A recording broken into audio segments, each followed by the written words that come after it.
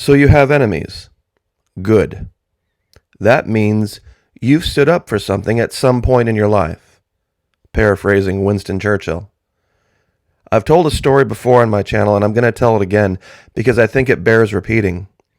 My grandmother, on my mother's side, once told me, "You are going to have friends in your life, but you're never really going to know who are the real ones and who are the fake ones. But you're never going to have a fake enemy in your life. No one will ever pretend to be your enemy. They will be a greater indicator of who you are as a person. So make the right enemies. And make no mistake, the governor of the state of Florida has just made a brand new set of enemies. And it is indicative of who he is and what he really stands for in our republic. And I'm going to continue to refer to Florida as its own independent republic from here on out, because we are very different than the rest of this country. I'd like to ask the ladies in my audience a question. Would you agree with these statements? There's nothing more attractive than a man who keeps his word. Nothing more unattractive than a man who doesn't. Nothing more attractive than a man you can trust, and nothing more unattractive than a man you can't. Nothing more attractive than a man who has your back, and nothing more unattractive than a man who doesn't. I put the picture in on the right because that's how an actual man will be honest with a woman. All in or nothing. There's no in between, no friend zone, not for a real man. Bow out with grace and move on. Integrity is the most valuable and respected quality of leadership. Always keep your word. Always keep your word.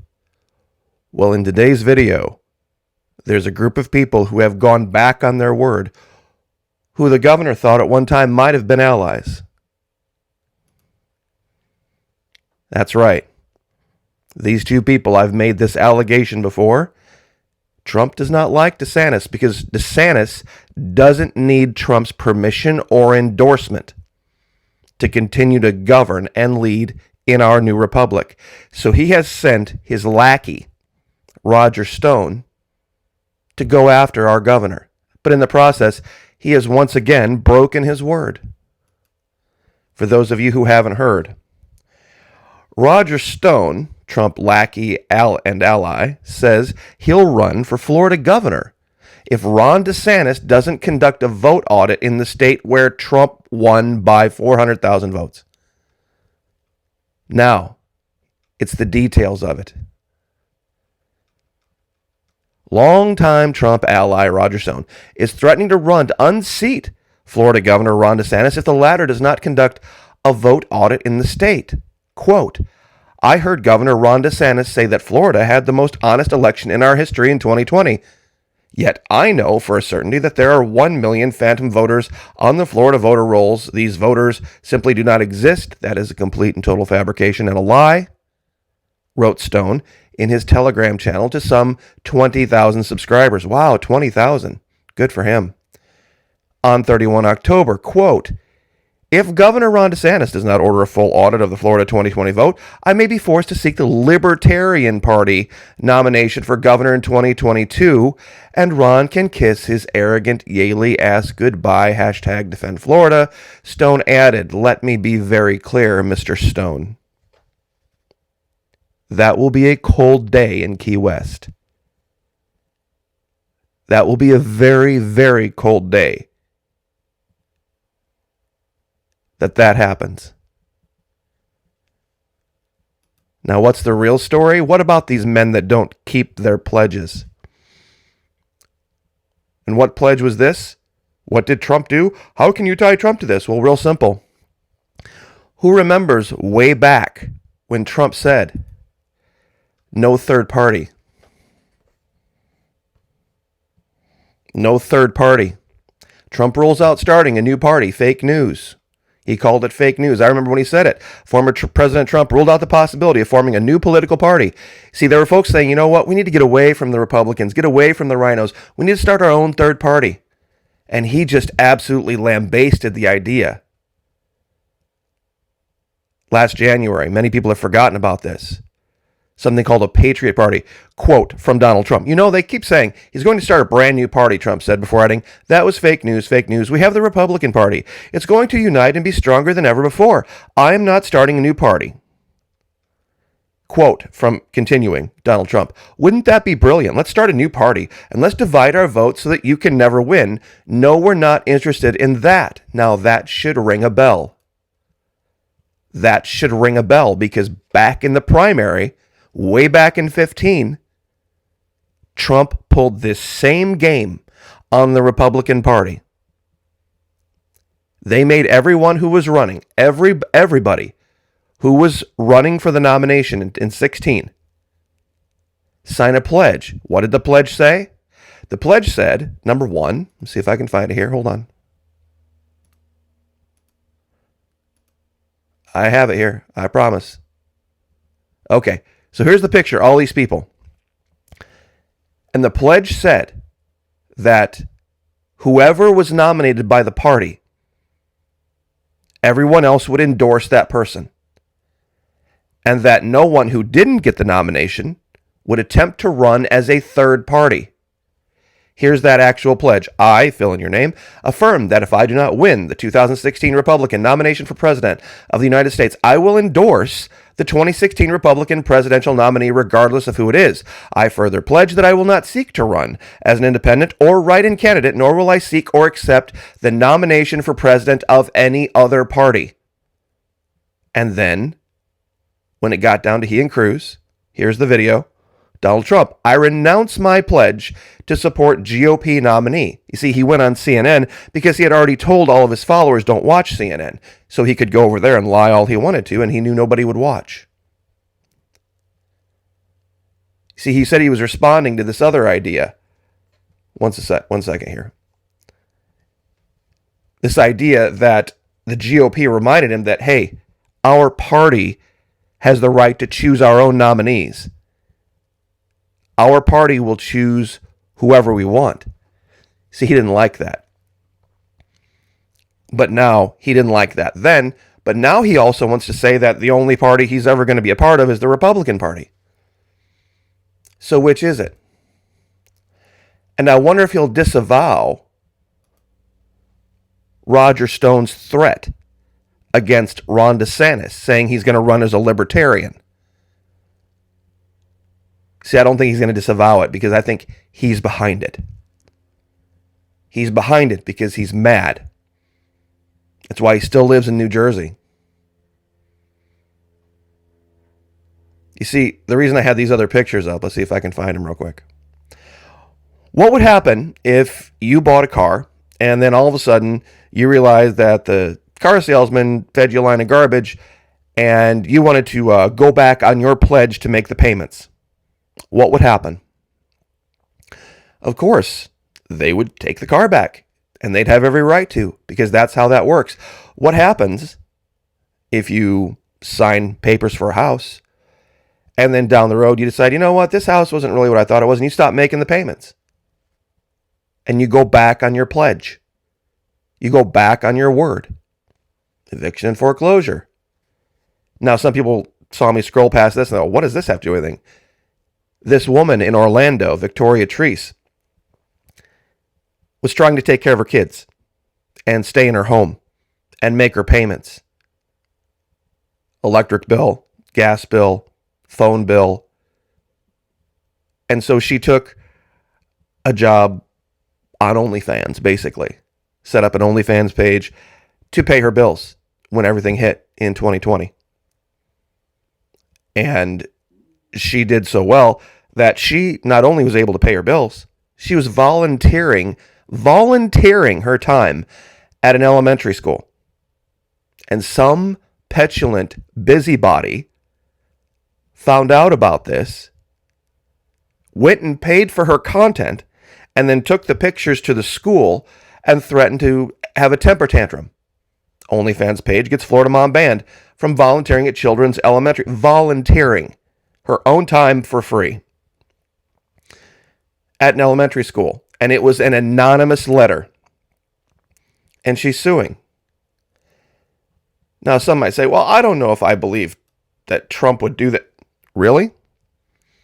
How do you think Hillary's husband won? You see, that's what he was threatening to do. Donald Trump was threatening the Republican Party that if you don't nominate me, I'm going to Ross Perot whoever you do nominate. Some people out there might be too young to remember this. In 1992, Bill Clinton became president with only 43% of the vote. Why? Because 57% of the people wanted either a conservative, George Bush, or an ultra-conservative, Ross Perot. This is what Perot did to Bush. And this is exactly how Hillary's husband got to be president. So this was not lost on Trump. This is what he was threatening to do to the Republican Party. Either nominate me or I'll run as a third party. That's why he reneged on his pledge. That's why he reneged on his pledge. And they were forced to nominate the guy. And he went on CNN to do it. And as soon as he became president, what did he do? In his contract with America, number one, said he was going to label China a currency manipulator. That was in his contract. Literally within 2 months, he said, no, I'm not going to do that. Then Parkland sat there with Cornyn and Feinstein and reneged on his pledge to protect your Second Amendment. Take the guns first, due process second. Who remembers this? The man will do whatever he has to do to maintain himself as the center of attention, and that means lie? Okay. If that means break the pledge, that's fine. And he surrounds himself with acolytes who have this in their history. See, this is Sean Hannity and Ainsley Earhart. And Sean Hannity, before all this came out about him, was quoted as saying, if you can't keep a promise to your family, can't keep a promise to your wife, you're having an affair, you're lying about the affair repeatedly, why should the American people trust you when you say you're not going to lie to them? Why should we trust you? Sean Hannity. This is Sean Hannity's wife. This was his girlfriend that he moved into his mansion. Now, to put the icing on the cake here, this is the most bizarre story I have ever heard in my life. Ken Griffin, top DeSantis donor, says governors should stay out of mask wars. Now wait until you listen to what he actually says. Billionaire hedge fund manager Ken Griffin, Ron DeSantis' biggest financial backer this year, criticized the Florida governor for blocking mask mandates as COVID cases and deaths surged. Quote, I've been frustrated with his position on masks because it's overshadowed his messaging on vaccinations. Griffin, the founder of Citadel and Citadel Securities, said in an interview Monday with Bloomberg's Eric Schatzker at the Economic Club of Chicago. He's caught himself up in a political maelstrom of putting the concept of personal freedom first and foremost around masks. And I understand the principle, but Florida's a really diverse state. He should have let each county make a decision on its own. He did. He absolutely did. Florida has 67 counties. Florida has 67 counties. And we have a legislature. And we have a Parents' Bill of Rights that passed the legislature. Every single county had a say. 120 state representatives from 67 counties voted to pass the Parents' Bill of Rights. What does it say? It says that decisions about a child's medical welfare fall to the parents only, not schools.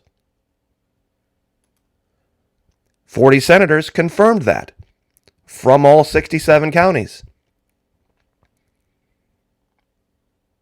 This is what that billionaire doesn't get. Everybody in Florida did have a say. It wasn't some executive order. Every one of our counties, every person in Florida had a say on the Parents' Bill of Rights. And it passed. All the governor's order did was just reaffirm based on legislation that had already passed. So now, the Republic of Florida has to not only deal with the leftist Democrats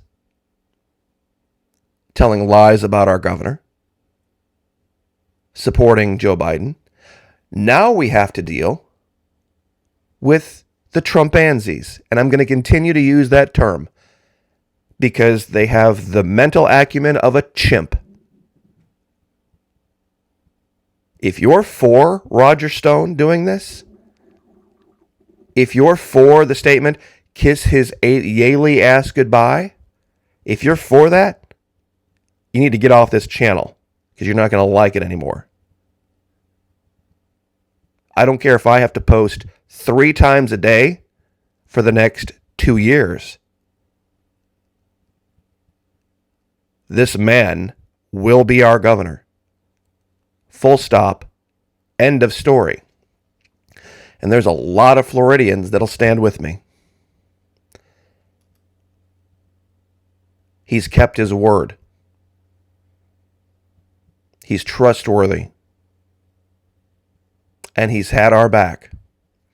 He is a man of integrity. These are not men of integrity. These are not men that can be trusted. These are men that have lied and have gone back on their words. They're shysters. And personally, the worst thing that's happened in this country in a long time. This guy on the left will say anything to get you to vote for him. And then as soon as you do, he'll go back on his word. It's all about his money. It's all about his power. The contrast could not be more stark. And if he had wanted to ride off into the sunset, maybe be a grandpa, enjoy his old age, have his platform, that's fine. But now he has poked the bear, so to speak. Sent his little acolyte, Roger Stone, to come threaten our governor because he knew he couldn't do it directly. Mr. Stone, you need to step off. Because we will make sure if you cause a problem down here, you won't make a problem for anyone else ever again.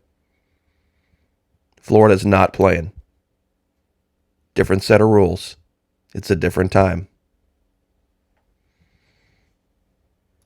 We have no problem making enemies. God bless. Like, share, subscribe, and we will see you guys next time.